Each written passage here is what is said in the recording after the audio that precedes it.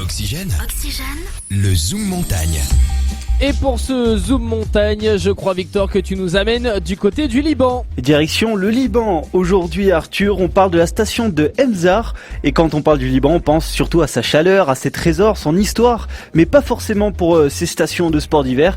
Et pourtant, le territoire du Liban se prête parfaitement au sport d'hiver, entre ciel et mer.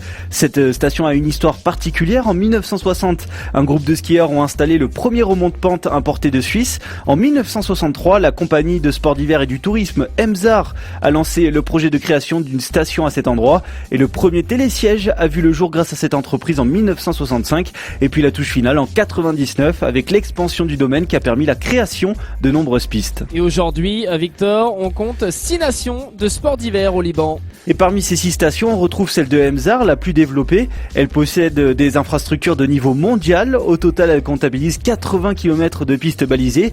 Elle se situe à environ 1 heure de la capitale Beyrouth. Et parmi les skieurs et snowboarders, on retrouve des nationalités venant du monde entier.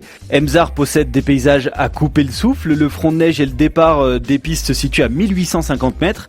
Le sommet le plus haut grimpe jusqu'à 2465 mètres. Et tout en haut, vous pouvez apercevoir une vue magnifique de la vallée colorée de la Bekaa ou encore voir le mont Hermon qui fait partie de la chaîne de montagnes de l'Anti-Liban située au Proche-Orient. Ça donne envie tout ça, les retours de la playlist sur Oxygène. Voici Tibbs Nation tout de suite.